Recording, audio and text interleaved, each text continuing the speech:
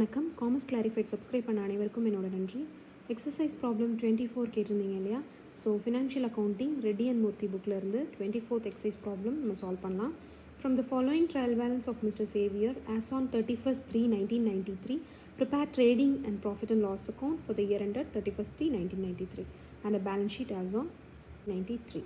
So they have given a trial balance, debit and credit balances is given, and they have given some adjustments. We have to draft the trading and profit and loss account. So let us see the adjustments one by one. So first என்ன கொடுத்துருக்காங்க அப்படின்னா closing stock கொடுத்துருக்காங்க. Cost price 21,000, market price 25,000. So இது வரைக்கும் பார்த்த எல்லா சம்லேயும் closing stock டேரெக்டாக அமௌண்ட் கொடுத்துருவாங்க, நீங்கள் அப்படியே எடுத்து எழுதிடுவீங்க. ஆனால் இதில் வந்துட்டு காஸ்ட் ப்ரைஸ் 21,000, மார்க்கெட் ப்ரைஸ் 25,000 கொடுத்துருக்காங்க. ஸோ ஒன்றும் இல்லை, நம்மளோட அக்கௌண்டிங் ரூல் எடுத்துக்கோங்க. பேசிக் கான்செப்ட்ஸ் அண்ட் கன்வென்ஷன்ஸ் படிச்சிருப்போம் இல்லையா? அதில் காஸ்ட் ப்ரைஸ், ஹிஸ்டாரிக்கல் ப்ரைஸ்ன்னு படிச்சிருப்போம். எப்போவுமே அசர்ட்டை வந்து ஹிஸ்டாரிக்கல் ப்ரைஸில் தான் ரெக்கார்ட் பண்ணணும் அப்படிங்கிறது நம்மளுடைய கன்வென்ஷன், நம்மளுடைய ட்ரெடிஷன் இல்லையா? ஸோ அப்போ ஹிஸ்டாரிக்கல் ப்ரைஸுங்கும் போது காஸ்ட் ப்ரைஸில் தான் நீங்கள் எழுதுவீங்க. இன்னொரு ரூலும் இருக்குது. என்ன அப்படின்னா, consider cost price or market price whichever is less. அதாவது நம்மளுடைய அசர்ட்டை நம்ம வேல்யூ பண்ணும்போது நம்ம எப்படி வேல்யூ பண்ணணும் அப்படின்னா, எது குறைஞ்ச விலையாக இருக்கோ அதை தான் நீங்கள் வந்து அக்கௌண்ட் பண்ணிக்கணும். இப்போ நீங்களே ஒரு லேண்ட் வாங்குறீங்கன்னு வச்சுக்கோங்க. லேண்ட் வந்து ஒரு 5 years பேக் வந்து 1 lakhக்கு ஒரு சென்ட் வாங்குறீங்க அப்படின்னா, இப்போ 5 years கழித்து அந்த ஒரு சென்ட் வந்து 2 lakhs மாறிடுச்சு, அப்படி டபுள் ஆயிடுச்சுன்னு வச்சுக்கோங்க. மார்க்கெட் வேல்யூ வந்து அந்த லேண்டுக்கு 2 lakh, ஆனால் நீங்கள் பர்ச்சேஸ் பண்ண காஸ்ட் ப்ரைஸ் வந்து 1 lakh.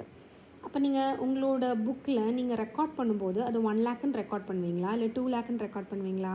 கண்டிப்பாக 1 lakhன்னு தான் நம்ம ரெக்கார்ட் பண்ணணும். ஏன் அப்படின்னா, என்ன தான் மார்க்கெட் கண்டிஷன் 2 lakh இருந்தாலும் எப்படி வேணாலும் சேஞ்ச் ஆகலாம் மார்க்கெட் ப்ரைஸ். இப்போ ஃபார் எக்ஸாம்பிள் இப்போ எடுத்துக்கோங்களேன், பேண்டமிக் COVID-19 வந்துருச்சு. ஸோ அப்போ மார்க்கெட் கண்டிஷன் சேஞ்ச் ஆகலாம். ஸோ அப்போ always you have to record in cost price. இல்லை காஸ்ட் ப்ரைஸ் வந்து ரொம்ப ஜாஸ்தியாக இருக்குது மார்க்கெட் ப்ரைஸை விட அப்படின்னா விச் எவர் இஸ் லெஸ்ஸாக, எது ரொம்ப கம்மியாக இருக்கோ அதில் ரெக்கார்ட் பண்ணுங்கள். ஸோ அப்போ இந்த கேஸில் நம்ம 21,000 க்ளோசிங் ஸ்டாக்காக எடுத்துக்கலாம். நெக்ஸ்ட் அட்ஜஸ்ட்மெண்ட் பாருங்கள். Of the debtors 400 are bad.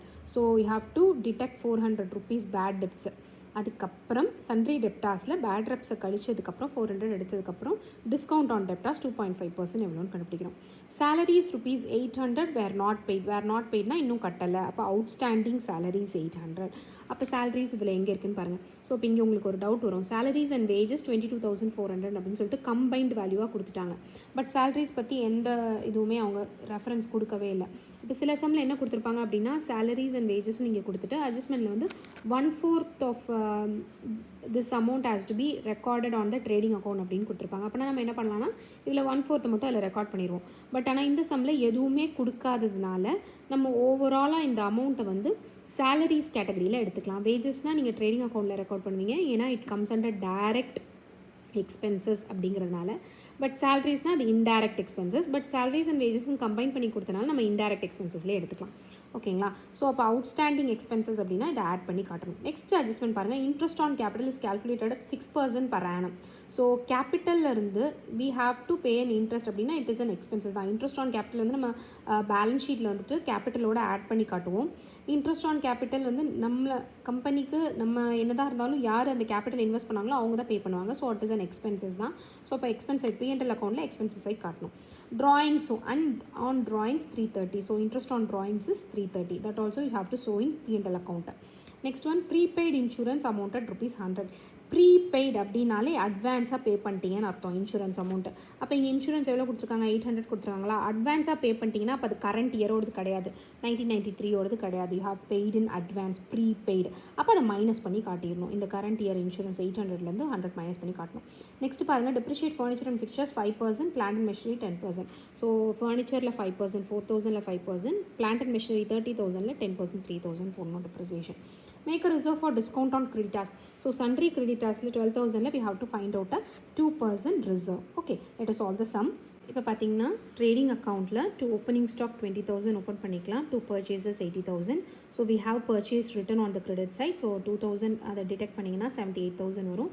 Closing stock recorded at the market price. நான் ஏற்கனவே சொல்லியிருந்தேன் இல்லையா, cost price or market price which was less எடுத்துக்கோங்க. So closing stock is recorded as 21,000. So our balance gross profit will be 48,000. So bring down the gross profit to the profit and loss account.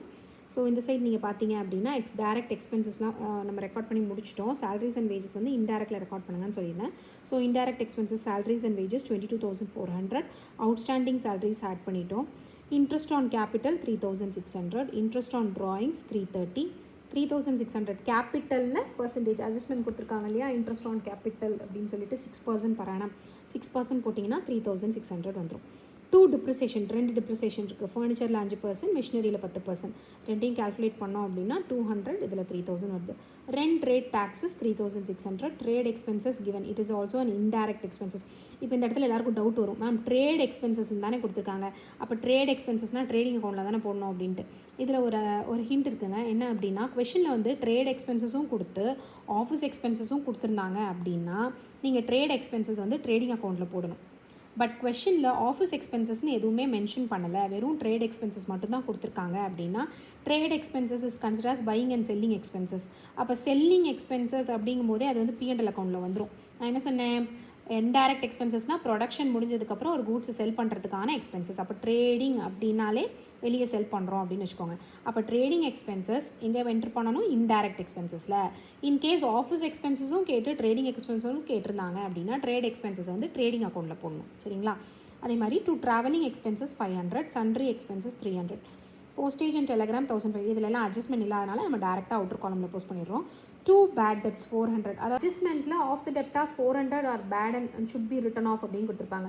So அந்த bad debts plus discount on debtors. அப்போ sundry டெப்டாஸ்லேருந்து first bad டெப்ஸை minus பண்ணிட்டு remaining அமௌண்ட்டில் நீங்கள் வந்து discount on debtors value percentage கண்டுபிடிக்கணும். அதாவது டிஸ்கவுண்ட் ஆன் டெப்டாஸ்க்கு எவ்வளோ பர்சன்டேஜ் கொடுத்துருக்காங்க, அட்ஜஸ்ட்மெண்ட்டில் 2.5 கொடுத்துருக்காங்களா. அப்போ ஓவரால் டெப்டாஸில் 400 மைனஸ் பண்ணக்கப்புறம் அது ரிமைனிங் பேலன்ஸ்க்கு 2.5 போட்டிங்கன்னா 500 வரும். Next interest on loan 150, insurance 800, prepaid minus 100 rupees, so 700 you'll be getting. So இந்த சைட் பார்த்தீங்கன்னா இன்டைரக்ட் இன்கமில் பை டிஸ்கவுண்ட் நம்ம ட்ரையல் பேலன்ஸில் கொடுத்துருந்த 600 ப்ளஸ் அதோடு சேர்த்து டிஸ்கவுண்ட் ஆன் கிரெடிட்டாஸ் அட்ஜஸ்ட்மெண்ட்டில் கொடுத்துருந்தாங்க இல்லையா, அந்த 240. ஸோ டோட்டலாக இந்த சம்மில் பார்த்தீங்கன்னா ஒரு 10 அட்ஜஸ்ட்மெண்ட்ஸ் இருக்குது. அந்த 10 அட்ஜஸ்ட்மெண்ட்டுமே நீங்கள் வந்து trading and profit and loss அக்கௌண்ட்லையும் என்டர் பண்ணிட்டீங்களா, பேலன்ஸ் ஷீட்லையும் என்டர் பண்ணிட்டீங்களான்னு செக் பண்ணிக்கோங்க. ஸோ உங்களோட நெட் ப்ராஃபிட் இந்த ப்ராப்ளம்க்கு 10,660 வரும். ஓகேங்களா? ஸோ பேலன்ஸ் ஷீட் நீங்கள் ட்ரை பண்ணி பாருங்கள். இது உங்கள் சம் உங்களுக்கு புரிஞ்சிருக்கும்னு நினைக்கிறேன். இதில் ஏதாவது டவுட் இருந்ததுன்னா எனக்கு கமெண்ட் பண்ணுங்கள்.